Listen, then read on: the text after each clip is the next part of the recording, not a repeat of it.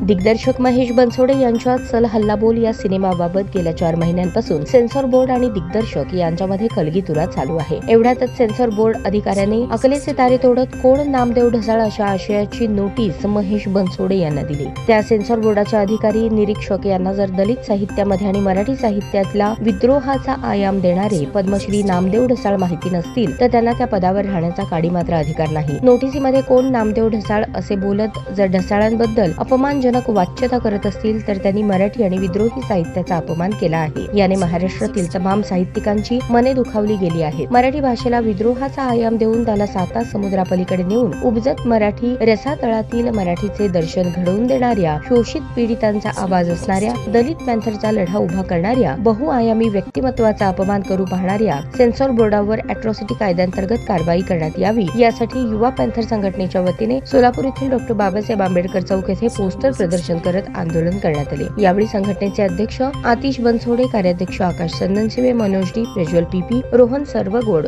व कार्यकर्ते उपस्थित होते।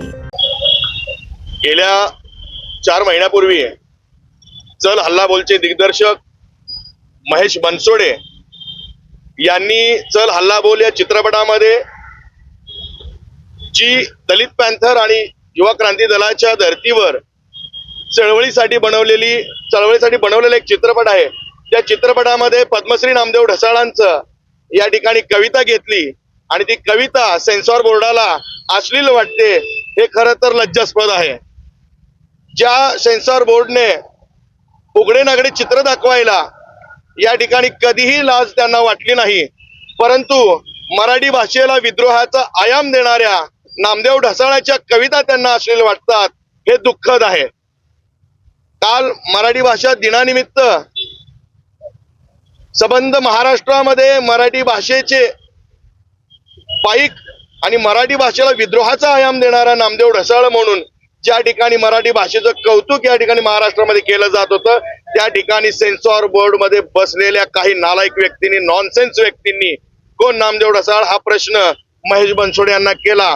म्हणजे महाराष्ट्रात ज्या साहित्याला पद्मश्री भेटतं, ज्या नामदेव ढसाळाला साहित्य कला अकादमीचा जीवन गौरव पुरस्कार महाराष्ट्र शासनाचा भेटतो, त्या नामदेव ढसाळाची जाणून बुजून अवहेलना करणं हे आजपर्यंत चालत आलेलं आहे। आणि इथे या ठिकाणी या सेन्सॉर बोर्डाच्या माध्यमातून इथे जोशी असतील किंवा अजून इतर त्यांचे सहकारी असतील हे करत आहे, हे अत्यंत घृणास्पद आहे। मला या ठिकाणी महाराष्ट्रातील मुख्यमंत्री आणि चित्रपट सृष्टीचे जे कोणी संचालक असतील त्यांना मला आवर्जून सांगायचं आहे की ज्या कोणी नालायकाने हे म्हटलेलं आहे की कोण नामदेव ढसाळ, तर त्यांनी हे बोर्ड वाचावेत।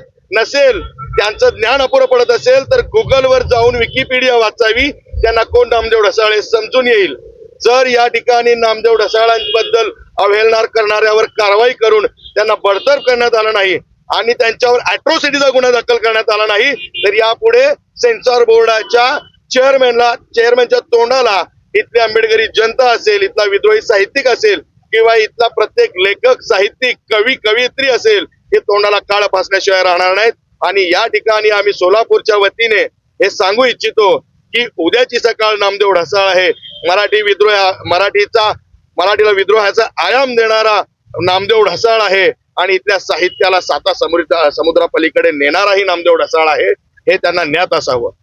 तर अॅट्रॉसिटी कायदा जो आहे तो अनुसूचित जाती जमातीच्या लोकांवरती जाणीवपूर्वक जातीचा उल्लेख असेल अवहेलना करण्यासाठी वापरला जात असतो। आपल्याला असं का वाटतं की या प्रकरणामध्ये अॅट्रॉसिटी अंतर्गत गुन्हा केला? मुळात नामदेव ढसाळ हे अनुसूचित जाती जमातीचे लेखक, कवी आहेत। आजपर्यंत त्यांच्या वाट्याला आलेल्या मरण यात्रा त्यांनी या ठिकाणी पुस्तकाच्या माध्यमातून, कवितेच्या माध्यमातून, लेखाच्या, कादंबऱ्याच्या माध्यमातून मांडलेल्या आहेत। आणि साहजिक गोष्ट आहे, एका मागासवर्गीय लेखकाला, साहित्यिकाला ज्याने विद्रोही साहित्य समोर आणलं प्रकर्षाने, तशा साहित्यिकाच्या कविता जाणून बुजून डावलणं किंवा जाणून बुजून त्यांच्या कवितेला खालच्या भाषेत बोलणं आणि त्यांना डावळून नजरअंदाज करणं हे तितकंच घृणास्पद आहे जितकं या ठिकाणी आम्हाला अॅट्रॉसिटीचे कवच संरक्षण देतं। ताज्या बातम्या पाहण्यासाठी प्राईम महाराष्ट्र न्यूज चॅनलला सबस्क्राईब करा।